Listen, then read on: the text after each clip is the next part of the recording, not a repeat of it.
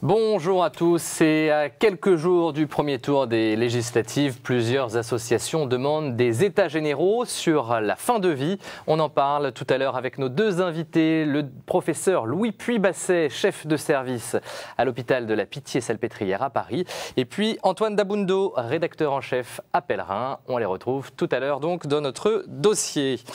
Mais on commence cette émission avec la 7e rencontre mondiale des familles que vous avez pu vivre la semaine dernière sur notre antenne. Rencontre inoubliable selon le pape. Dimanche, près d'1 million de fidèles étaient réunis autour de Benoît XVI pour conclure le rendez-vous. Parmi eux, des pèlerins français que nous avons suivis tout au long de cette semaine milanaise. Reportage. Oui, enfin Milan, on est content d'être arrivés. Les Français pourtant venus en voisin n'étaient pas très nombreux à Milan pour la rencontre mondiale des familles, à peine 1 millier. Et pourtant un programme chargé les attend, prières, célébrations et bien sûr rencontres avec des familles milanaises. L'accueil est extraordinaire, je trouve. On arrive de 2 familles qui sont prêtes à nous recevoir alors que nous sommes 7. On sent une grande générosité, une grande simplicité. C'est très touchant, je trouve. Samedi matin, la délégation française s'est retrouvée à la paroisse San Lazzaro pour partager un moment ensemble. Au programme, une discussion avec Monseigneur Hayet pour les enfants et une catéchèse du cardinal André XXIII pour les parents. Nous, on est des gens particuliers. On engage quelque chose qui n'est pas simplement un choix confessionnel, mais qui est un choix de société. Après avoir découvert la ville, les familles ont ensuite rejoint le pape pour la grande fête des témoignages de samedi soir et la messe de dimanche.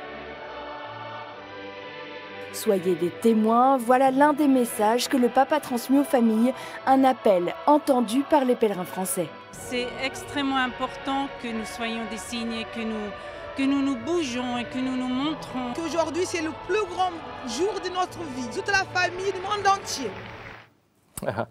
Et une rencontre à revivre dans Hors les murs, ce sera vendredi soir à 20h40, émission présentée par Étienne Loreillère. Et puis, vous l'avez vu, beaucoup de chaleur autour du pape. On était bien loin de l'ambiance qui règne actuellement à la Curie romaine, dans le sillage de l'affaire des Vatilix. Le Vatican a publié des propos que le pape a tenus en marge de cette rencontre milanaise. La barque de Pierre est réellement à la merci d'adversaires difficiles, selon Benoît XVI. Enfin, sachez qu'au Vatican, l'interrogatoire formel du majordome soupçonné dans cette affaire a commencé mardi. Voilà donc pour cette actualité vaticane. Je vous propose maintenant de partir au Canada où les étudiants sont dans la rue depuis plusieurs semaines pour protester contre la hausse des frais de scolarité prévus par le gouvernement. Vous le voyez sur ces images, l'Église célébrait une messe pour la paix sociale dans une paroisse de la ville de Québec, la capitale de la province. Et l'Église qui milite pour un dialogue sincère. L'objectif est bien sûr d'arriver à une sortie de crise car le conflit inquiète la société québécoise. Certains comparent même le mouvement au mai 68 français, c'est dire son ampleur. L'actualité religieuse en France maintenant, et ce week-end, une grande fête de l'œcuménisme. 3000 chrétiens étaient réunis dans un stade parisien pour le Jour du Christ, un festival qui existe déjà dans plusieurs pays européens. En France, c'était une première. On regarde ce reportage.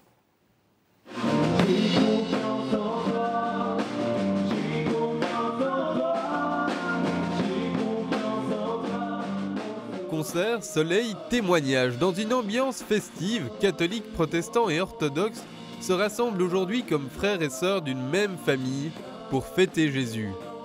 Le fait que nous souhaitions nous réunir, eh bien, nous le savons bien, c'est d'abord la prière du Christ. Jésus a prié afin que ses disciples soient un. Et donc, la prière du Christ nous commande de nous réunir, d'essayer de dépasser nos divisions et surtout de permettre une communion qui soit le don de l'Esprit Saint. Notre premier témoignage est celui d'une architecte qui est aussi pasteur de l'église réformée de Montparnasse-Plaisance. Voilà, mesdames et messieurs, je vous prie d'accueillir la pasteure, madame Béatrice Hollard-Beau. Un rassemblement qui veut tout simplement permettre aux chrétiens de tous horizons de vivre un temps de communion ensemble. Donc je crois, oui, que ça fait sens et que c'est utile et que ça produit du fruit à long terme de se rencontrer un peu plus souvent. Alors je pense qu'il faut qu'on progresse, qu'on le fasse plus souvent, qu'on soit plus nombreux et que ce sentiment devienne, non pas qu'on crée l'unité, elle est donnée en Christ, mais qu'en se manifestant plus souvent ensemble, eh bien, il y a comme un sentiment plus profond qui vient. Une première édition qui a pour but d'encourager un développement de l'association au niveau local, afin d'engager un grand mouvement de rassemblement de tous les chrétiens. Voilà pour ce reportage. Et puis, décidément, ça devient une habitude. Une nouvelle béatification a été célébrée en France. La 3e en un peu plus d'un mois. C'était à Besançon, devant 4000 fidèles. Le nouveau bienheureux est le père Marie-Jean-Joseph Lataste, un dominicain du 19e siècle, fondateur de la congrégation des dominicaines de Béthanie, qui aide à la réinsertion des femmes incarcérées, donc en prison. Messe présidée par le cardinal Amato, préfet de la congrégation pour la cause des saints. Mais c'est le frère Bruno Cadoré, le maître de l'ordre des dominicains, qui assurait la prédication. On en écoute un extrait. Le bienheureux Jean-Joseph était prophète, apôtre des prisons. Il était prophète parce que, de la part de Dieu, il adressait aux détenus de Cadillac une parole de miséricorde et de relèvement. Le bienheureux Jean-Joseph a été prophète, plus encore, parce qu'il a eu l'audace d'inviter des femmes de peu à être elles-mêmes, oui, elles-mêmes, le signe de cette promesse de l'amitié de Dieu. Le frère Bruno Cadoré. On poursuit maintenant avec l'actualité culturelle et une première. L'Académie catholique a réuni à Paris des philosophes pour repenser le lien entre christianisme et philosophie. Tout un programme, nous y étions, on regarde ce reportage. Quand une cinquantaine de philosophes se réunissent, ce n'est pas pour parler futilité. L'Académie catholique de France a organisé ce week-end un masterclass sur la place de l'inspiration chrétienne en philosophie. Sur invitation, 45 professeurs chrétiens issus en majorité d'universités publiques y ont répondu présents. Attention, 3, 2, 1, concentration. Quelles sont les conditions de possibilité d'une conversation triangulaire et même multipolaire ? Car le et se distribue, philosophie et théologie. L'objectif le plus important, c'est d'abord de manifester qu'il n'y a pas d'antinomie, d'opposition, de contradiction entre l'acte philosophique, le travail philosophique et l'affirmation de foi. Ce qui est commun à ces deux domaines, c'est l'expérience que l'homme fait de sa condition. Le christianisme apporte des réponses qu'aucune autre religion ne peut apporter.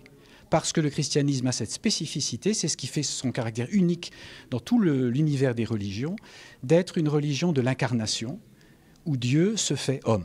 Inspiré par l'encyclique de Jean-Paul II, Foi et raison, de nombreux thèmes sont abordés. La mythologie, l'ontologie, mais surtout une philosophie chrétienne décomplexée de la pensée d'Heidegger ou encore de Descartes. On va donc, je crois, vers une époque de libération vis-à-vis de cette espèce de barrière qui existait, spécialement dans l'université, où on comprenait la laïcité comme l'interdit pesant sur la culture religieuse.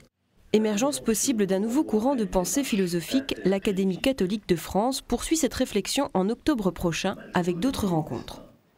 Enfin, on souhaite un très bon anniversaire à la Fondation Notre-Dame qui fête ses 20 ans. Fondation qui soutient de nombreux projets culturels, éducatifs et d'entraide. À cette occasion, vous le voyez, il y avait une soirée du côté du Collège des Bernardins à Paris. À noter la présence du cardinal André XXIII ou encore de l'écrivain Éric Emmanuel Schmitt.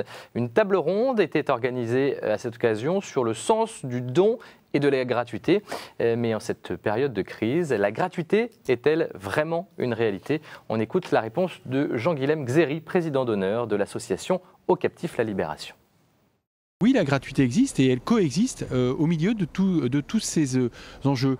Il s'agit surtout de la reconnaître et elle est beaucoup plus présente qu'on ne pense dans nos vies. Prenons l'exemple de la famille. Une famille, elle ne fonctionne pas que avec un règlement intérieur et une société ne fonctionne pas non plus qu'avec le code civil. Et c'est d'autant plus, je dirais, important pour moi de le souligner que le cœur même de l'action de Aux Captifs la Libération, donc auprès des personnes de la rue qui vivent dans la grande précarité et la prostitution, c'est d'entrer en relation, en contact avec eux, en mettant au cœur la gratuité justement de la relation. D'abord, mettre en œuvre cette rencontre de personne à personne. Et c'est tout pour l'actualité de la semaine. Tout de suite, la chronique de Monseigneur Jean-Michel Di Falco.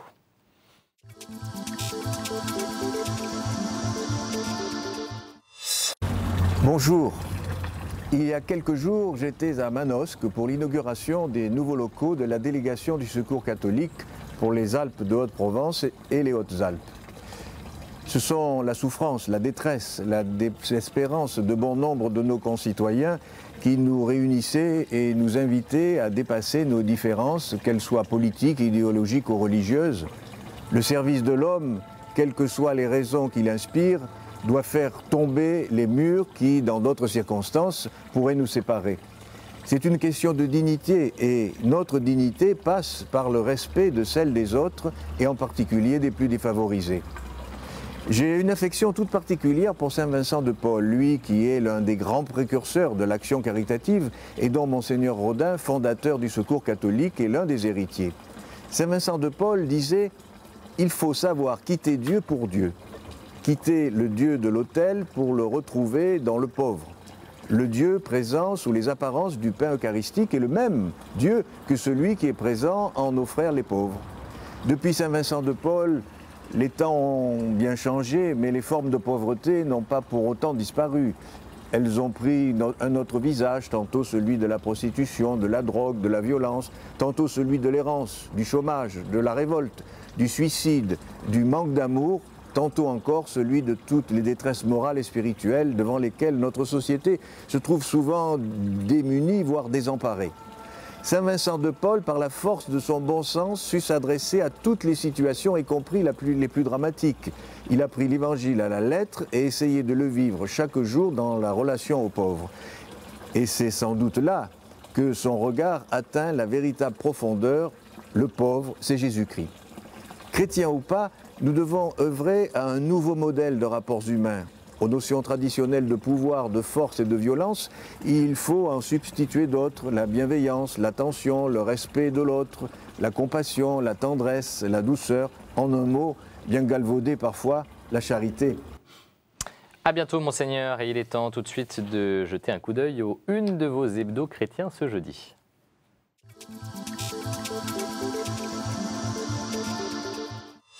Et on commence avec Famille chrétienne qui revient sur la rencontre mondiale des familles de Milan dont on parlait tout à l'heure. 850 000 personnes selon FC qui se sont rassemblées pour la plus grande joie de Benoît XVI. Le pape a souligné la contribution vitale de la cellule familiale à la solidité de la société. Le pape trahi pour Pèlerin qui a enquêté sur les dessous du scandale après l'affaire dite des Vatilix. L'hebdo a notamment rencontré le journaliste qui a écrit le livre à l'origine de l'affaire. Il ne s'agit en aucun cas d'un livre à thèse, selon le journaliste, qui affirme par ailleurs que le Vatican et l'Église sont deux réalités bien distinctes. Et puis en 2050, une personne sur trois aura plus de 60 ans selon l'Avis qui consacre sa une au bien vieillir. Avec l'allongement de l'espérance de vie, s'ouvre un temps pour inventer d'autres façons de vivre, selon l'hebdo qui propose 25 idées pour changer sa vie. Et puis on va beaucoup parler de football dans les médias dans les semaines à venir puisque l'Euro s'ouvre ce week-end en Pologne et en Ukraine. À cette occasion, Réforme évoque le foot et la foi. Des footballeurs professionnels comme Oscar Revolo n'hésitent pas à témoigner de leur foi. Ils disent aussi les questions éthiques que pose ce sport devenu religion selon l'hebdo protestant. Voilà tout de suite notre dossier.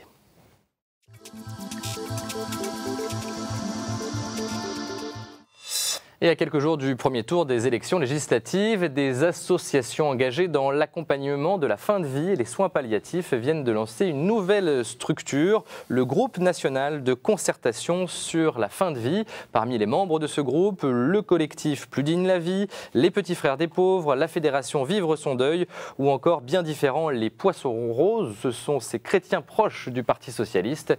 Eh bien, ce groupe demande au nouveau gouvernement d'organiser des états généraux sur la fin de vie avant toute décision législative. Je vous rappelle que François Hollande, dans la proposition 21 de son programme, semblait faire un pas vers la légalisation de l'euthanasie. On en parle avec le professeur Louis Puy-Basset. Bonsoir, merci d'être avec nous.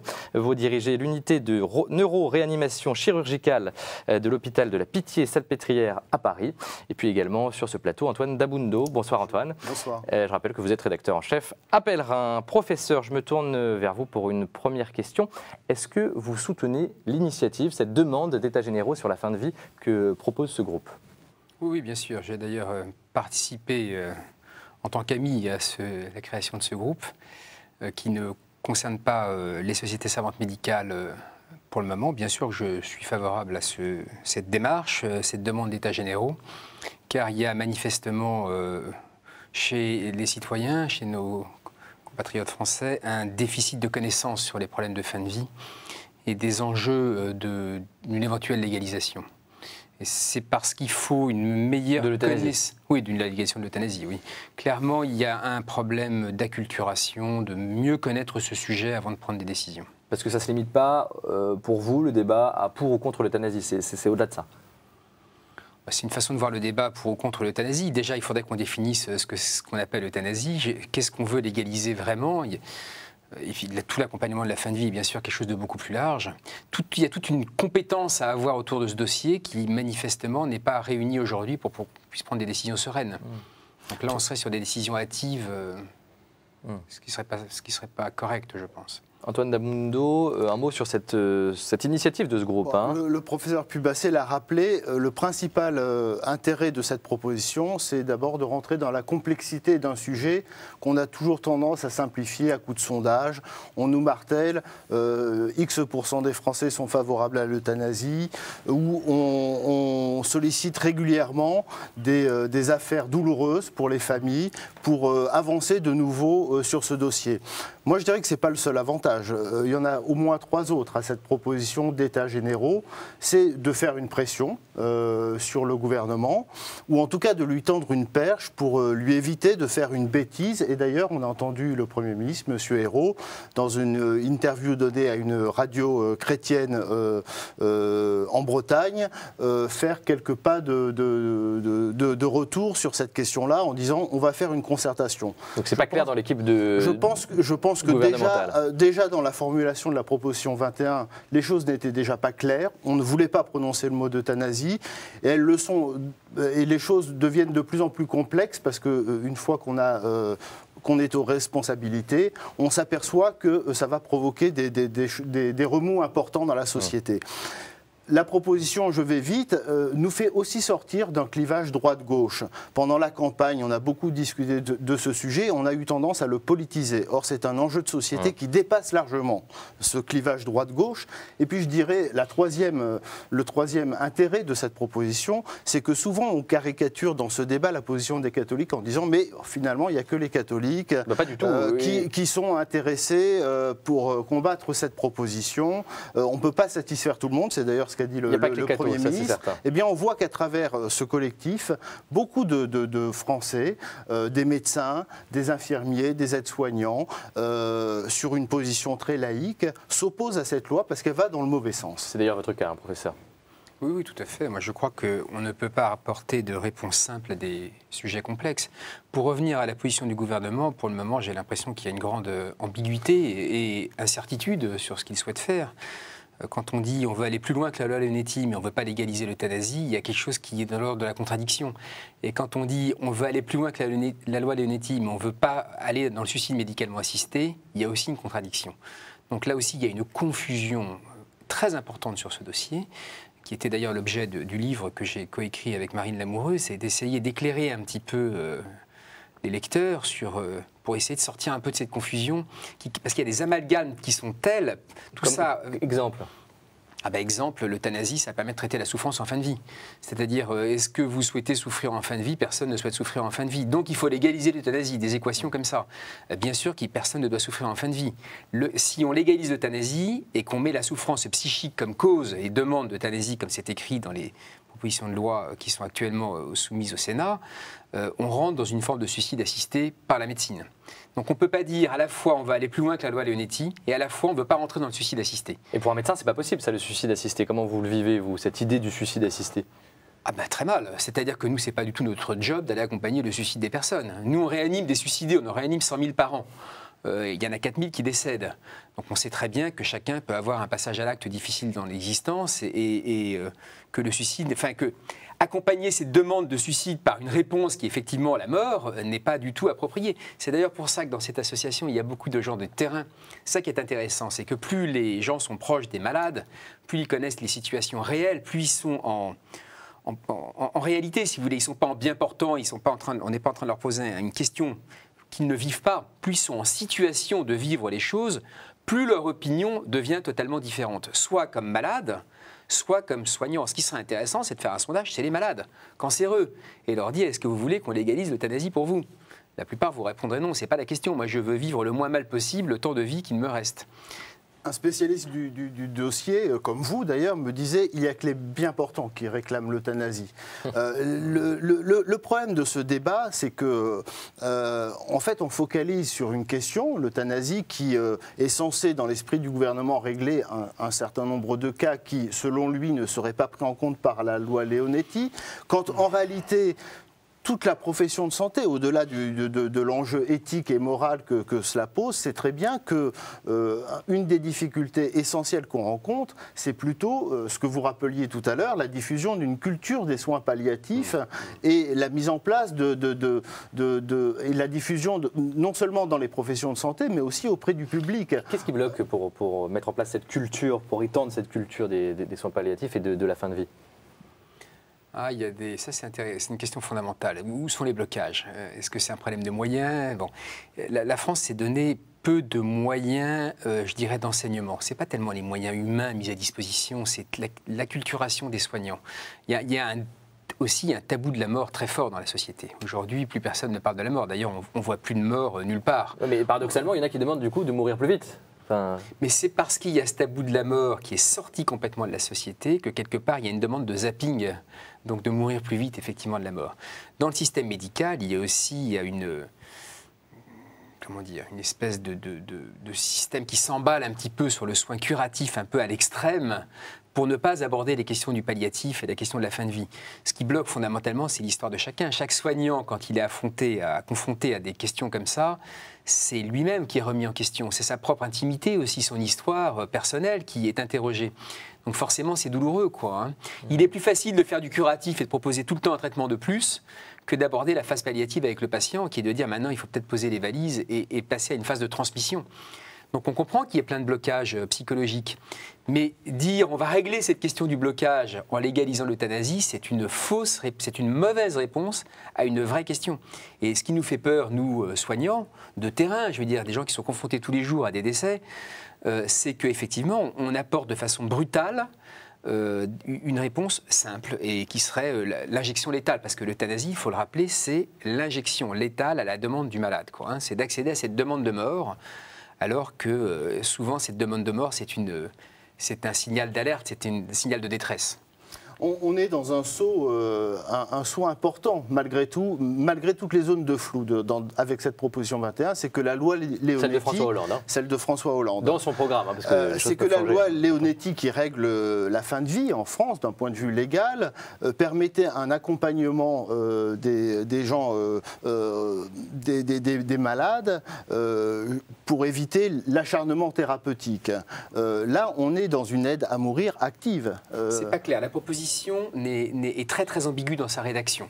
On sent bien que les personnes qui l'ont rédigée étaient dans une forte tension entre eux et qui se sont mis d'accord sur un texte qui est très ambigu. On parle d'aide à mourir active. Non, le mot actif n'y est pas. Non, mais alors, du coup, ça veut dire que tout est possible encore, on peut faire encore évoluer les lignes, et ça c'est important à dire. Mais bien sûr que tout est possible, et je pense que ni le président de la République ni le Premier ministre n'ont tranché cette question. C'est une question pour laquelle il faut effectivement continuer à débattre. La seule chose de notre point de vue soignant, c'est d'expliquer que dans le système belge, si on met le système belge-hollandais en France, dire on va limiter ça à quelques cas, c'est faux. C'est 10 000 patients par an dont on parle. C'est-à-dire c'est un volume de patients très important. Dire ce sera limité, c'est pas vrai. Dire on pourra le limiter et on met la souffrance psychique qui est par définition non quantifiable comme cause, ça ne peut pas fonctionner. Et dire on veut faire ça mais on ne veut pas faire le suicide assisté, c'est encore faux, parce que le traitement de la souffrance psychique par le suicide, enfin par la mort donnée, c'est quelque part un suicide. Antoine, on parle souvent du bon sens des Français sur ces questions-là. Les lecteurs de pèlerins, je suis curieux de savoir ce qu'ils en pensent. Les lecteurs de pèlerins, ils pensent. D'abord, ils ont j'allais dire, les barrières de l'enseignement de l'Église. Ils ont intégré ça, pas simplement comme un dogme qui s'appliquerait, mais ils sont souvent confrontés à ces situations-là et ils savent qu'il y a d'autres moyens de respecter la dignité que de proposer simplement la mort pour la respecter. Mais les Français dont on parle du bon sens répondent aussi avec leur émotion. C'est-à-dire que le professeur Pubassé le rappelait, si l'alternative c'est mourir dans d'atroces souffrances ou bien partir dans la dignité, et qu'on dit partir dans la dignité c'est l'euthanasie, pour l'instant ils plébiscitent l'euthanasie parce que précisément ils ne savent pas de quoi on parle. Pour conclure, est-ce qu'il y a urgence sur cette question des soins palliatifs pour vous, professeur, aujourd'hui en France ? Si on pense qu'il y a une urgence à légiférer l'euthanasie, il y a une urgence à parler de ce problème, ça c'est clair. Il y a une urgence à en parler, à changer probablement notre culture du soin en France qui est très axée sur le curatif, sous l'influence de lobby, il ne faut pas se leurrer, il y a beaucoup d'argent derrière tout ça. Donc oui, il y a une certaine forme d'urgence. De notre côté, on n'est pas à la semaine, c'est dans les années qui viennent qu'il faut qu'on réfléchisse à tout ça. Jean Leonetti avait déjà fait bien avancer le débat. Ouais. D'accord, très bien. Ben voilà, on s'arrête là, on n'a plus le temps, on pourrait continuer, on aura l'occasion sûrement d'en reparler avec vous, professeur, et vous, Antoine. En tout cas, à très vite sur KTO.